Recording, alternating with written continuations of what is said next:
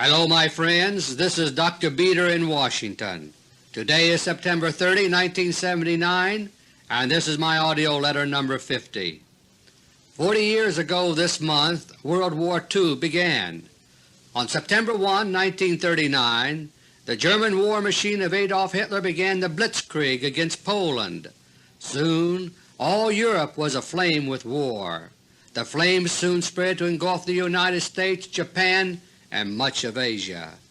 In the nearly 6 years that it lasted, World War II took an estimated 35 million lives. About half of those killed were civilians, men, women, and children. But whether they were in uniform or not, very few of those who suffered and died had any real idea why. The forces that led to World War II were set in motion in secrecy. Then the war itself intensified the secrecy on all sides. Secrecy in diplomacy, secrecy in planning military campaigns, secrecy in developing new weapons, and, my friends, it was a secret weapon that finally ended the war in the Pacific. On August 6, 1945, the first atomic bomb was dropped in war. It was dropped by a nation which thought of itself as a Christian nation, the United States of America. And the city which was chosen to be the first victim had one of the largest Christian communities in Japan, Hiroshima. One might have asked, why are the Christians of America killing the Christians of Hiroshima with the world's first nuclear attack? But of all the questions which have been asked about Hiroshima during the past 34 years, that question has been asked the least, if at all. Everyone knows this was war. Hiroshima was considered a major military target, and so, Christians or no Christians, Hiroshima was attacked. Today I'm often asked, if Russia's new rulers of today really are Christians, why are they willing to kill people? And why are they willing to do things which may cause even Christians to be killed? The answer today is the same as it was in World War II. This is war. But today, after 4 decades of increasing secrecy, war itself is secret. Not only do we not know the reasons for war, we do not even know certain kinds of warfare are taking place. The most important military and political developments today are parts of a secret war in which the United States is now the prime battleground. The battle is between the new Christian rulers of Russia and their bitter enemies. These enemies are the overthrown Bolsheviks and their close relatives, the Zionists. The Kremlin of today is trying above all to prevent their enemies from igniting nuclear war. Last spring, as I revealed in AUDIO LETTERS 45 and 46, the Russians began seizing control of the United States government. Key officials from President Jimmy Carter on down have been replaced by doubles, and these doubles are not human beings in spite of their appearance and behavior. They are artificial, robot-like living beings called organic robotoids. When I first revealed these things, I braced myself. I knew that many of my listeners would be unable to absorb them, but my reason for doing it was the one I stated then.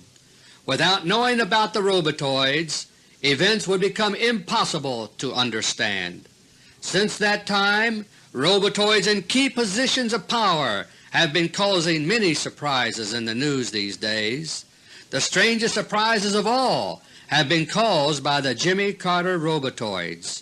In AUDIO LETTER 48 2 months ago, I detailed the major instability problems the Russians are having with their Carter robotoids.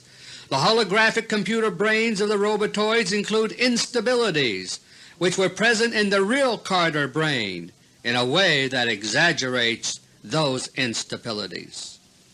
As a result, ever so often a Carter robotoid does something so unpredictable that it is dangerous to the Russians. An example was the famous so-called killer rabbit incident of a few weeks ago.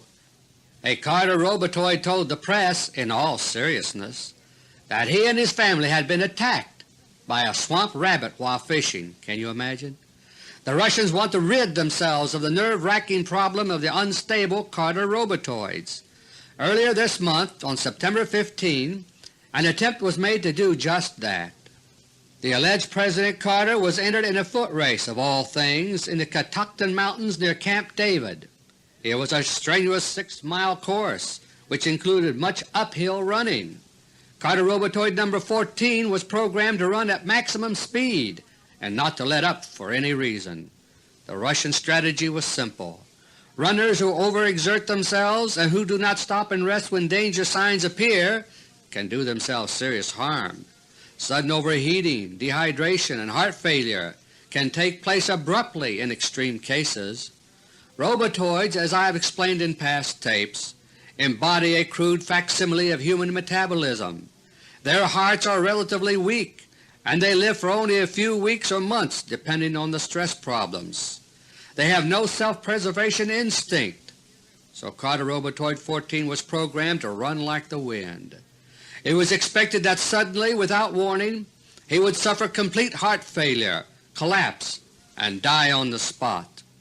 If the robotoid died before aid could reach him, everyone would just accept it as a tragic accident, and the Russians would be rid of the problem of unstable Carter robotoids. But the day of the race dawned cooler than had been expected by the planners. Carter robotoid 14 did collapse, but did not expire instantly. His face turned a deathly greenish-gray, and he was moaning and incoherent, and yet when the Secret Service men picked him up, his legs kept running as programmed. Finally an ambulance arrived, but Carter robotoid 14 did not use it. Instead, the robotoid was bundled off in a car to Camp David, and there robotoid 14 finally died, too late and out of public view. The purpose of the race had been to eliminate the Carter robotoid problem in a way that would leave no questions, that is, sudden death on the spot. But there would have been a storm of questions if Carter's alleged death had been announced after help arrived and took him away.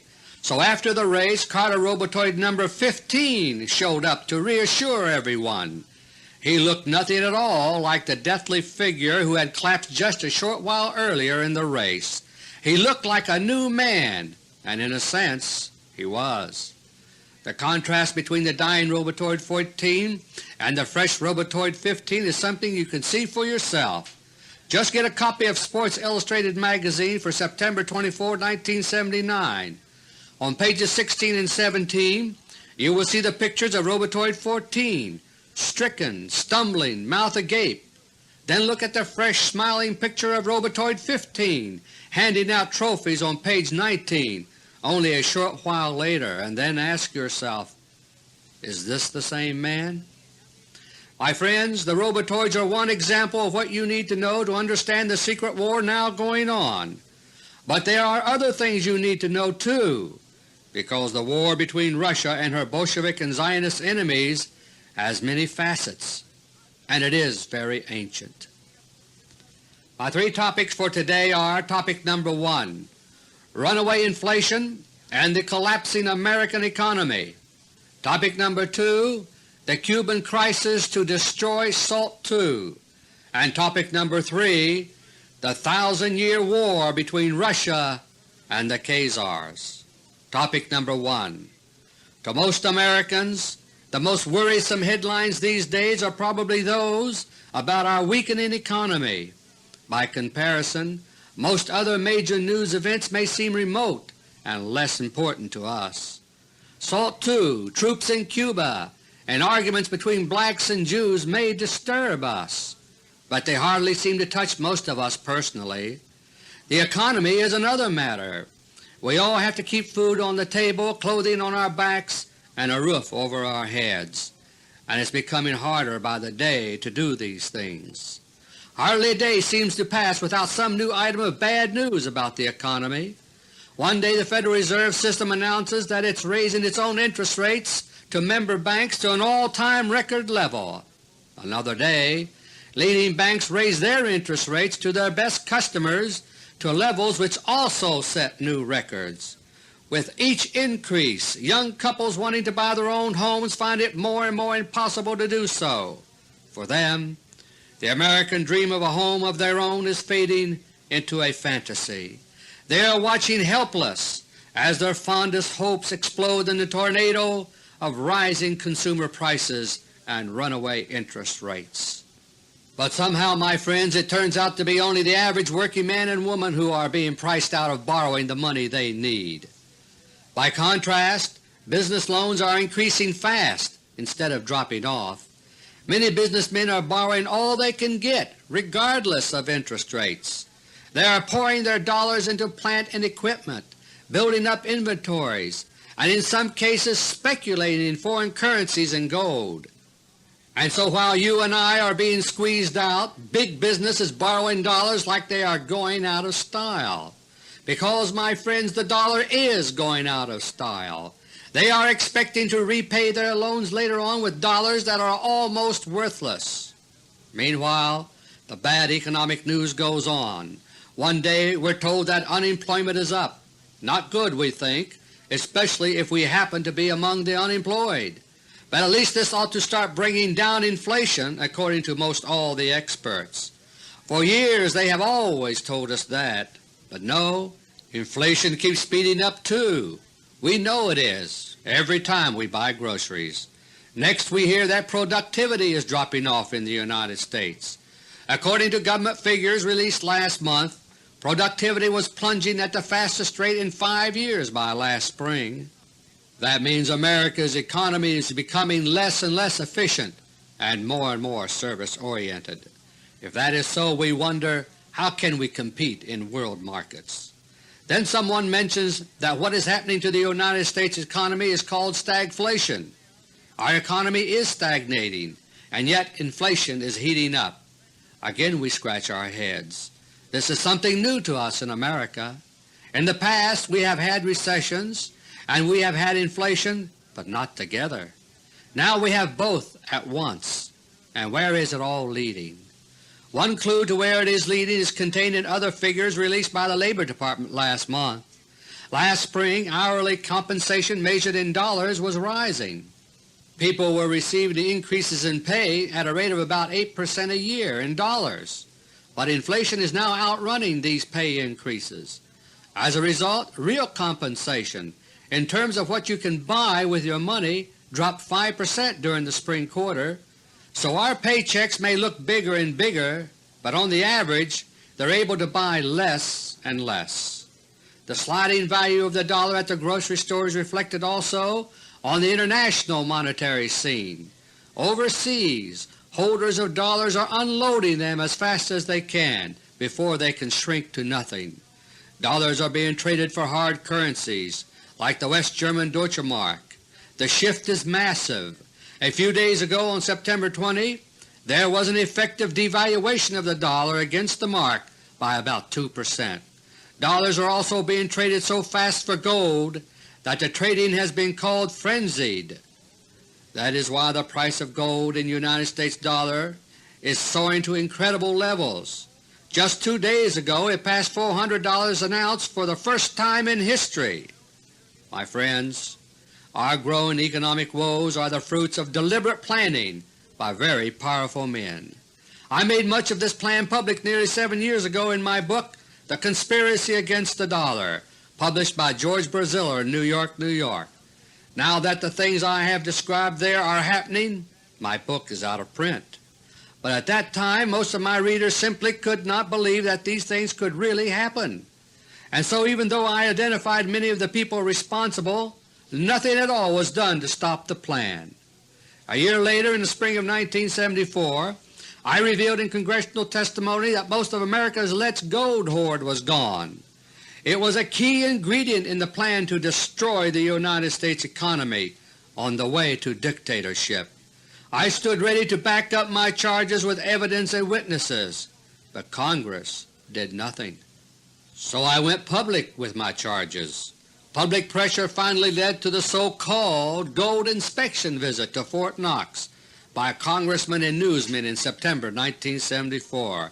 It was a fraud and touched off many questions and suspicions in the foreign press. But here at home the fraud worked, and people calmed down about Fort Knox. Nothing lasting was done, and the plan for America's economic collapse continued.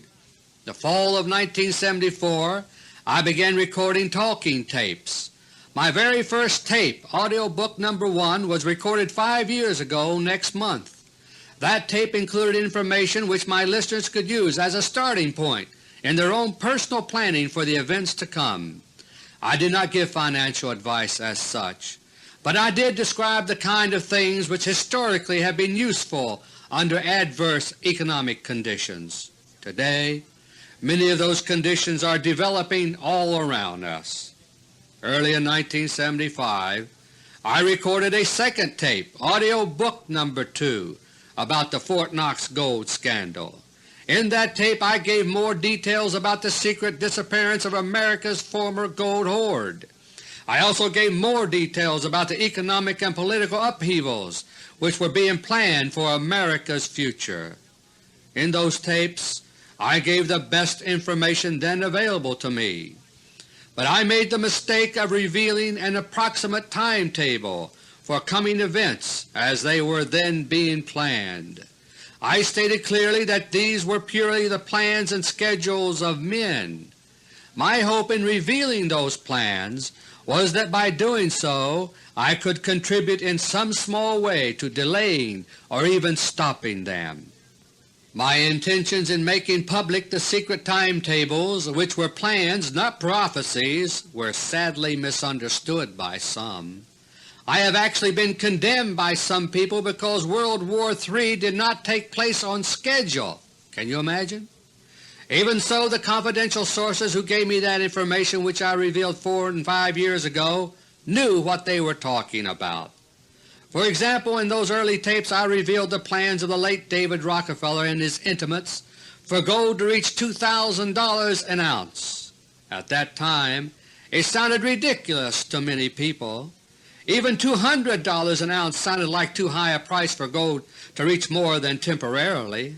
But today gold has already established a new record of at least $400 an ounce. The old conventional wisdom is in the wastebasket. The so-called gold bugs of only a few years ago have turned out to be too conservative. Whether gold will still reach $2,000 an ounce as originally planned remains to be seen.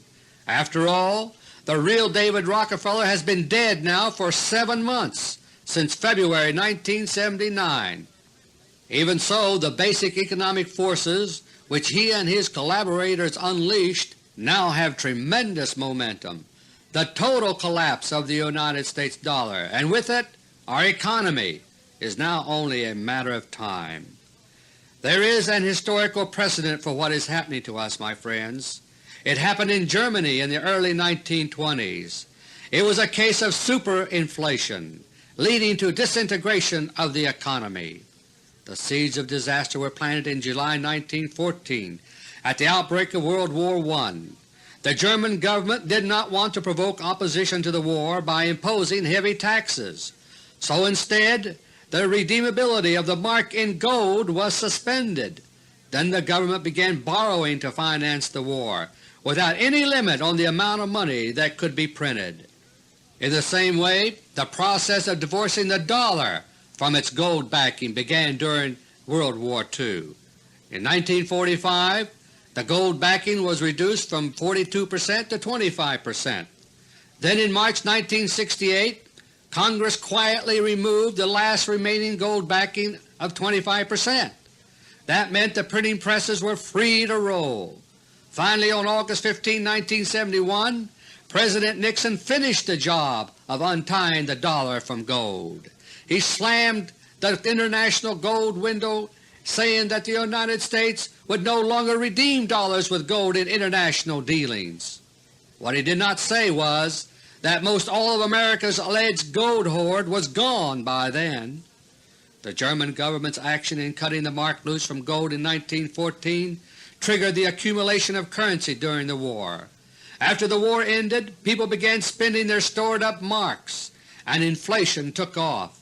And in the same way, after Nixon closed the gold window in the United States, the prices for international commodities began to zoom upward, and gold followed suit. As the German inflation accelerated, the German central bank tried to support the mark in the international exchange markets. Every time the mark would start sliding relative to other currencies, the Reichsbank would buy marks using their own reserves of foreign currencies. It's the same today, my friends. Whenever the dollar starts tumbling, we hear that the Federal Reserve, our privately owned central bank, is supporting the dollar. Sometimes the key word used is that the Federal Reserve Bank is intervening on behalf of the dollar. Either way, it means the Fed is throwing away hard foreign currencies to buy up sick dollars on foreign markets, in other words, throwing good money after bad. The Reichsbank also tried to support the mark by giving gold for marks, not at home but in the international money markets. The parallel to this today is the series of gold auctions by the United States Treasury. The Treasury keeps these auctions as small as possible because there is no huge gold hoard left to back up the dollar. Instead, there's a secret scramble going on continuously to scrape together gold from various sources to auction off. The gold is sold, in the words of the GSA invitations to bid, as is, quote unquote. There are no guarantees, and the gold offered is highly impure instead of what is called good delivery gold. Even so, buyers gladly exchange their shriveling dollars for the Treasury gold scraps. For a while the German inflation gave the appearance of stimulating business, but this was because no one wanted to hold on to marks that were losing their value. Instead, the money was spent, traded for goods of all kinds which would not lose their value. But this was a self-defeating process. As people became more anxious to get rid of marks, they became less eager to accept them. As a result, prices climbed ever more steeply. Organized workers and unions managed to win pay raises, but not fast enough to keep up. Unorganized workers and those on fixed incomes were left behind altogether. Wages in marks rose, but real wages began to drop. This is the very thing which is now happening here in the United States. Germans who earned a living by legitimate work of all kinds began to slip downward in their standard of living. The point was reached where speculation in gold and commodities was the only way to keep up with inflation. There are obvious parallels today. In recent years, investors have increasingly shifted their attentions to the commodity exchanges while the stock market wanders in the doldrums. As for gold, who doesn't know about gold these days? The German inflation reached a point where it fed on itself. It was no longer a question of basic economics, it was a question of confidence. People lost all confidence in the mark, and from that point on the presses literally could not print marks fast enough. By the middle of 1923, men were paid as often as 3 times a day. Their wives would meet them and hurry off to spend the money before it could depreciate still further. The point was reached where doing business in this way became impossible. Men would not work for money that was worthless before they could spend it. Farmers would not trade food for paper that would buy nothing. Businesses started closing. Food riots erupted. The German economy started falling apart at the seams. The German superinflation was eventually stopped in the same way that it is always used when a currency collapses. A new currency is introduced to replace the old one. In Germany it was called the Rentenmark, and it was backed up by pledges that restored confidence. Here in the United States, our replacement currency has already been printed for initial distribution when the time comes. We will trade many old dollars for each new dollar, but even the new dollar will not be backed by gold because we have almost no gold for that purpose. Instead, it will be a garrison dollar, usable only within the United States, unacceptable in other countries. In AUDIO Book 1 5 years ago, I explained that those who were putting these forces in motion were declaring war on us, the American people. The 4 Rockefeller brothers were hoping to end up as our absolute dictators on the way to conquering the whole world. Now The Bolsheviks here in America are trying to take advantage of the economic forces which they helped the Rockefellers set in motion. The Rockefellers were aiming for a complete corporate socialism takeover, whereas the Bolsheviks want a new Bolshevik revolution and a brutal state socialism takeover. The Russians, meanwhile, are using their robotoids in key positions in an effort to thwart the Bolshevik design here in America.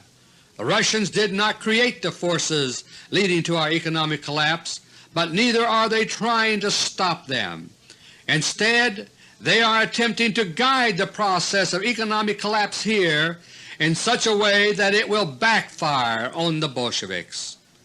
7 years ago, 5 years ago, even 3 years ago, we the American people might have acted to undo the forces leading to collapse. We could have demanded that our gold be brought back to Fort Knox, that those who took it be punished, and that the dollar be good as gold once again.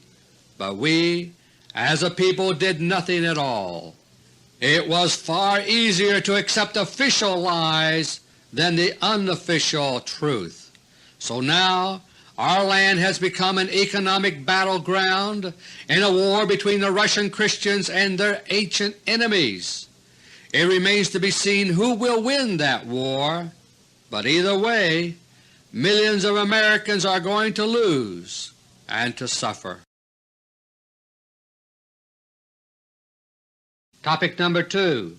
Late last month, on the evening of August 30th, another of our never-ending crises began. News wires crackled with ominous words from the Idaho home of Senate Foreign Relations Committee Chairman Frank Church. He was quoted as saying that American intelligence had confirmed the presence of Russian combat troops in Cuba, and breaking with his past behavior, he surprised everyone. He demanded the immediate withdrawal of all Russian combat troops from Cuba. What's going on, my friends, is another skirmish, a major one, between the Bolsheviks and the Christian rulers of Russia. The Bolsheviks in our government here in America are following a strategy now which has important similarities to their Guyana strategy of last November 1978. There's not enough time for me to review all the details of what happened then. For those details you may want to refresh your memory by listening again to AUDIO LETTER 40. But for now, let me just remind you that last November the Bolsheviks used tensions over Cuba as a part of a larger strategy. The same thing is happening again now, but this time there is an important difference. Using their robotoids, the Russians are succeeding so far in staying one step ahead of the Bolsheviks. Last time the real target was not Cuba, but the secret Russian missile base in Guyana. This time the primary target again is not Cuba, but the SALT II Treaty. And yet, just as before, the Russians do not dare lower their guard around Cuba or anywhere else, because the Bolsheviks here will lash out wherever they can find an opening, anywhere in the world. Last time the artificial Bolshevik crisis over Cuba was built around MiG-23s. This time it is Russian ground combat troops. 3,000 Russian troops could no more attack the United States from Cuba today than the MiG-23s could have attacked last year. What's more, the Bolsheviks here are using old information about Russian troops now, just as they used old information about MiG-23s last year. The alleged spy satellite pictures of Russian troops in Cuba were not obtained last month as claimed. Regardless of what Robotoid Carter says tomorrow night on television, the pictures are actually almost 2 years old, obtained in late 1977. 2 years ago this month, on September 27, 1977, the United States lost the most decisive battle of the 20th century to Russia. It was history's first space battle, the Battle of the Harvest Moon. I reported it that month in AUDIO LETTER 26, but it has never been reported to the public officially. Following that battle, the United States and Russia were on the brink of war. the Russians were pressuring our own rulers behind the scenes to abandon their plans for conquest by nuclear war. America's step-by-step surrender by unilateral disarmament under SALT II was demanded by the Russians. Meanwhile, Russia's newly operational Cosmos interceptors had begun systematically destroying America's space fleet of spy satellites. The Cosmos interceptors, which are manned and armed with particle beam weapons, were seeking out and blasting our spy satellites one by one. The United States has no defense against the Cosmos interceptors, but the process of eliminating all our spy satellites was a gradual one, taking several months to complete. By April 1978 they were all gone, as I reported in AUDIO LETTER No. 33. But in the meantime the CIA turned on all of our spy satellites. The idea was to gather as much information as possible worldwide before they were destroyed. Normally they are only turned on selectively in order to extend their operating life, but with Russian Cosmos interceptors blasting them into fireballs one after another, that no longer mattered. One of the things picked up by the satellites in their dying days late 1977 were Russian maneuvers in Cuba. The maneuvers were taking place in brigade strength, which was puzzling. The Russian Army normally does not use the brigade as a unit of organization. It only made sense later on, when it was learned that Soviet troops, mostly from Asia, were being infiltrated into Canada and Mexico. This is in preparation for possible invasion of the United States across our northern and southern borders, as I reported long ago in AUDIO LETTER No. 32. The troops are entering Canada through the province of Quebec as part of an arrangement, a secret arrangement between Russia and France. In Mexico they are entering through the Yucatan Peninsula. French influence is also great in Mexico, although this is less well known here in the United States. Cuba is the key way station for the troops, whether headed for Canada or Mexico. In AUDIO LETTER No. 32 I explained the manner in which the Russian troops are remaining dispersed and therefore undetected in Canada and Mexico. But when and if the order to invade the United States is given, they are to form up quickly into organized fighting forces. In planning this strategy, the Russian generals concluded that the optimum organizational unit would be the brigade, and so when the troops arrive in Cuba they are trained in brigade-sized maneuvers. Then they disband and are injected into Quebec and the Yucatan Peninsula. So the Bolsheviks here in the government, in charging that there is a brigade of Russian troops in Cuba, are telling such a small fragment of the truth that it amounts to a lie. They dare not tell the whole truth, because that would open up questions about our non-existent spy satellites. Even so, the Bolsheviks have calculated cleverly. The Russians have no way in which they can defend themselves by explaining what is really going on, because no one would understand. So it is once again a battle of maneuver and intrigue. My friends, when the SALT II Treaty was signed in Vienna 3 months ago, I alerted you to be on the lookout for certain things. At that time there was great publicity that SALT II was in trouble in the Senate. But as I told you then in AUDIO LETTER No. 47, the Russians were replacing key Bolshevik agents in the Senate with their own robotoids. As a result, I was able to tell you to watch for opposition to SALT II to gradually fade away. And through the rest of the summer that is exactly what was happening. SALT II prospects were getting better by the day.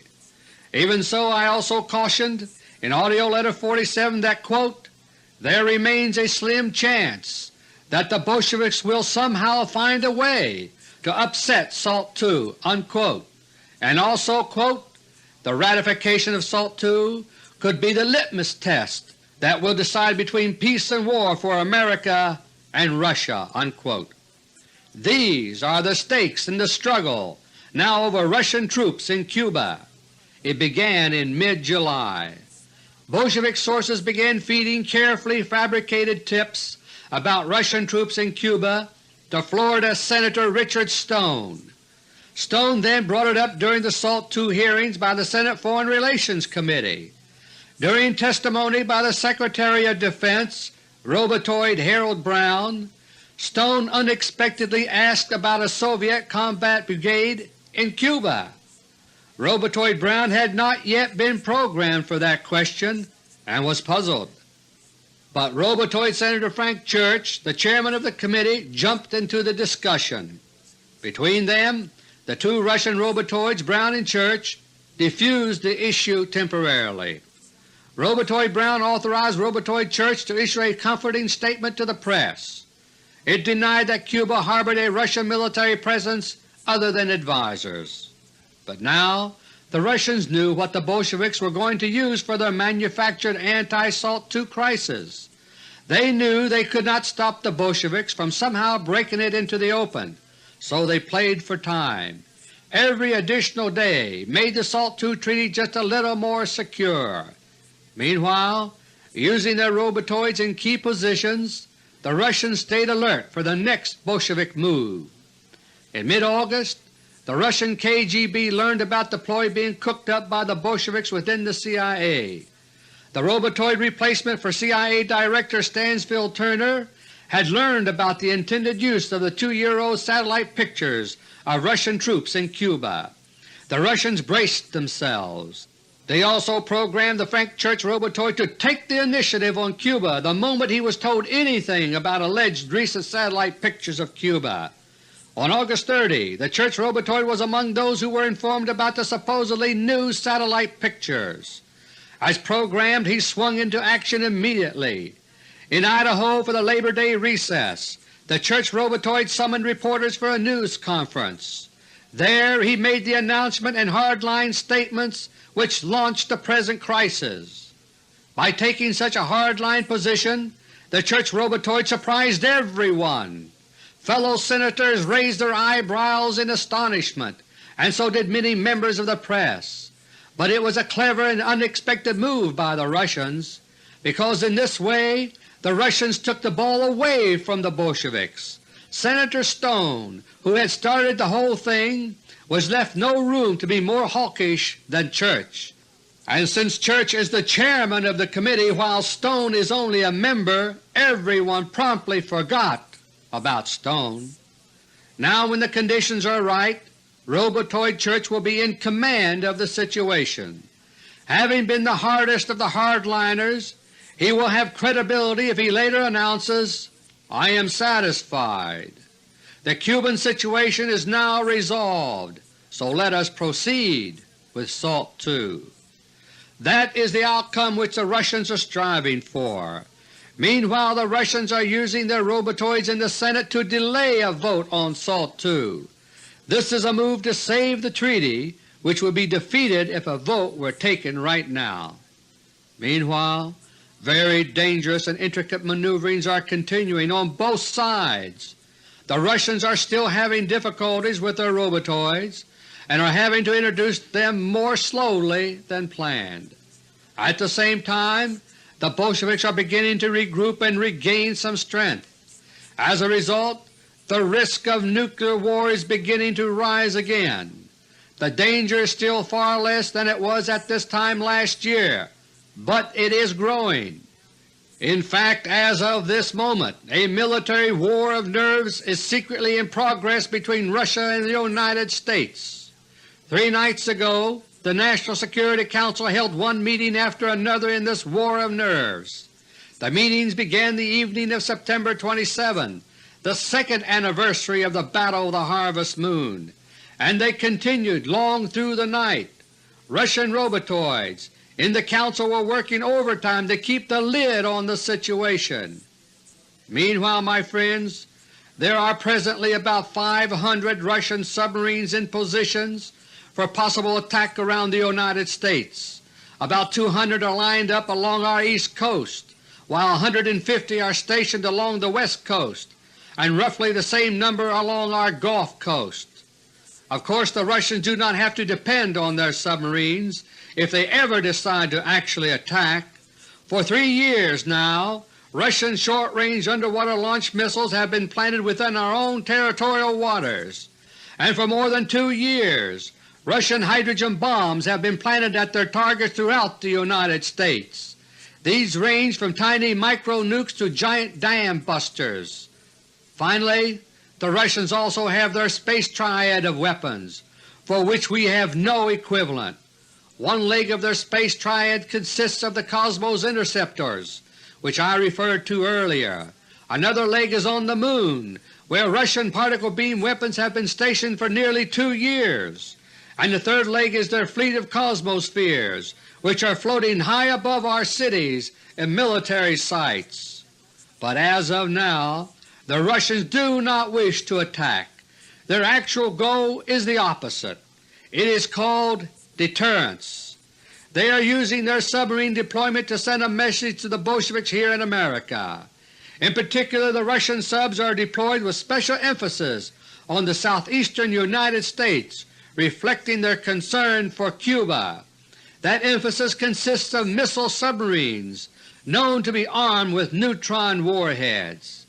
Neutron weapons, my friends, are the most usable of all nuclear weapons because they produce essentially no fallout. So by deploying them, the Russians are warning the Bolsheviks, if you strike, so will we. Topic number 3. Over the past 2 years or so, I have discussed the struggle within Russia between the Christians and the Bolsheviks since 1917. Current events cannot be understood without knowing about the past 6 decades of struggle for control of the Kremlin. But that struggle in turn is part of an even bigger historical picture. What we are seeing today, my friends, is the climax of a war of more than 1,000 years between the two most bitter enemies on earth. It is the war between Russia and the Khazars. The kingdom of the Khazars vanished from the map of the world many centuries ago. Today many people have never even heard of it.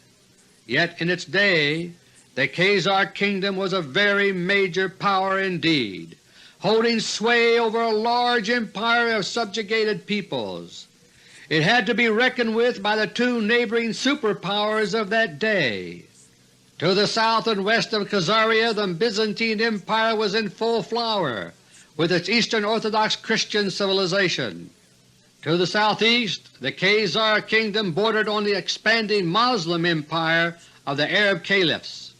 The Khazars influenced the histories of both of these other empires, but far more importantly the Khazar kingdom occupied what was later to become a southern portion of Russia between the Black and Caspian Seas. As a result, the historical destinies of the Russians and the Khazars became intertwined in ways which have persisted down to the present day. In case you have never heard of the Khazars, I think I should mention where you can look to learn more about them. 3 years ago, in 1976, a book about the Khazars was published by the British writer Arthur Koestler. The book is titled The 13th Tribe, The Khazar Empire and Its Heritage. The American publisher is Random House, New York, New York. History records that the Khazars were derived from a mixture of Mongols, Turks, and Finns. As early as the 3rd century A.D., they were identifiable in constant warfare in the areas of Persia and Armenia. Later in the 5th century, the Khazars were among the devastating hordes of Attila the Hun. Around 550 A.D., the nomadic Khazars began settling themselves in the area around the northern Caucasus, between the Black and Caspian Seas. The Khazar capital of Itil was established at the mouth of the Volga River, where it emptied into the Caspian in order to control the river traffic. The Khazars then exacted a toll of 10% on any and all cargo which passed Itil on the river. Those who refused were attacked and slaughtered. With their kingdom firmly established in the Caucasus, the Khazars gradually began to create an empire of subjugated peoples. More and more Slavonic tribes, who were peaceful compared to the Khazars, were attacked and conquered. They became parts of the Khazar Empire, required to pay tribute continually to the Khazar Kingdom. Tribute by conquered peoples has always been a feature of empires, of course, but not in the fashion of the Khazars. The so-called great empires of the world always gave something in return for the tribute they exacted. Rome, for example, made citizens of those they conquered, and in return for the taxes they levied, they brought civilization, order, and protection against attack from would-be invaders. But not so in the Khazar Empire. The peoples who were subject to the Khazars received only one thing in return for their payments of tribute, and that was a shaky promise. The Khazars would refrain from further attacks and pillage so long as the tributes were paid. The subjects of the Khazar Empire therefore were nothing more than the victims of a giant protection racket. The Khazar overlords were therefore resented universally and bitterly throughout their domain, but they were also feared because of the merciless way in which they dealt with anyone who stood up to them, and so the Khazar Empire expanded until it occupied large areas of what is now Russia and southeastern Europe. By the 8th century the Khazar Empire extended northward to Kiev and westward to include the Magyars, the ancestors of modern Hungary. In about 740 A.D. a stunning event took place. The Khazars had been under continual pressure from their Byzantine and Moslem neighbors to adopt either Christianity or Islam, but the Khazar ruler, called the Khagan, had heard of a third religion called Judaism. Apparently for political reasons of independence, the Khagan announced that the Khazars were adopting Judaism as their religion. Overnight an entirely new group of people, the warlike Khazars, suddenly proclaimed themselves Jews, adoptive Jews. The Khazar kingdom began to be described as the Kingdom of the Jews by historians of that day. Succeeding Khazar rulers took Jewish names, and during the late 9th century the Khazar kingdom became a haven for Jews from other lands. Meanwhile the brutal Khazar domination over other peoples continued unchanged, but then a new factor appeared on the scene. During the 8th century they came coursing down the great rivers, the Dnieper, the Don, the Volga. They were the eastern branch of the Vikings. They were known as the Varangians or as the Rus. Like other Vikings, the Rus were bold adventurers and fierce fighters, but when they tangled with the Khazars, the Rus often ended up paying tribute like everyone else. In the year 862 a Rus leader named Rurik founded the city of Novgorod, and the Russian nation was born. The Rus Vikings settled among the Slavonic tribes under Khazar domination, and the struggle between Vikings and Khazars changed in character. It became a struggle by the emerging nation of Russia for independence from Khazar oppression. Over a century after the founding of Russia's first city, another momentous event took place. Russia's leader, Prince Vladimir of Kiev, accepted baptism as a Christian in the year 989. He actively promoted Christianity in Russia, and his memory is revered by Russians today as Saint Vladimir. And so, 1,000 years ago, Russia's tradition as a Christian nation began. Vladimir's conversion also brought Russia into alliance with Byzantium. The Byzantine rulers had always feared the Khazars, and the Russians were still struggling to free themselves. And so in the year 1016 combined Russian and Byzantine forces attacked the Khazar kingdom.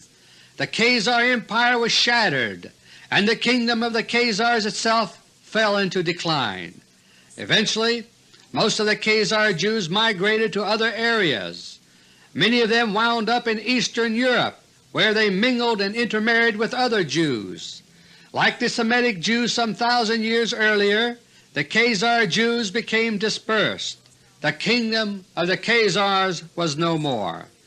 As they moved and lived among the Jewish people, the Khazar Jews passed on a distinct heritage from generation to generation.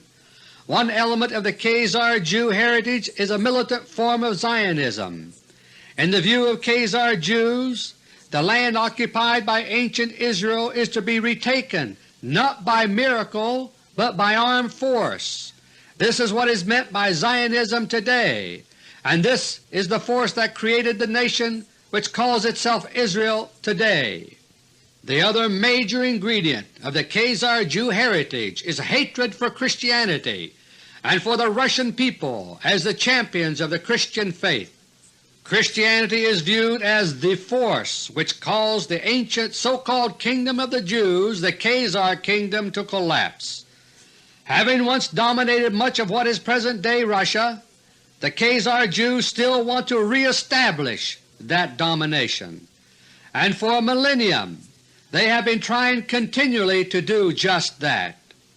In 1917 the Khazar Jews passed a major milestone toward the creation of their own state in Palestine, as I mentioned last month. That same year they also created the Bolshevik Revolution in Russia. There followed a Christian Holocaust, the likes of which the world has never seen. The Khazar Jews were once again in control of Russia after more than 900 years, and they set about the task of destroying Christianity by destroying Christians, over 100 million of them, and at the same time over 20 million religious Jews also died at the hands of the Khazar Jews. This, my friends, is what the Russian Christians were up against in their 60-year struggle to overthrow the atheistic Bolsheviks. But they finally succeeded in their overthrow program, and now the 1,000-year-old war between the Russian Christians and the Khazar Jews is reaching a climax. At stake is not only the future of Russia and of Christianity, but also of the Jewish people as a whole. Last month, on August 19, 1979, Rabbi Joel Teitelbaum died in New York. He died in the morning and was buried the same afternoon. Very short notice, and yet some 100,000 Jewish men arrived in time for the funeral. It is hard to imagine how many more hundreds of thousands could not arrive on such short notice. A month later, on September 18, his followers placed a memorial tribute by way of a paid advertisement in the New York Times, and clearly it spoke for many Jews.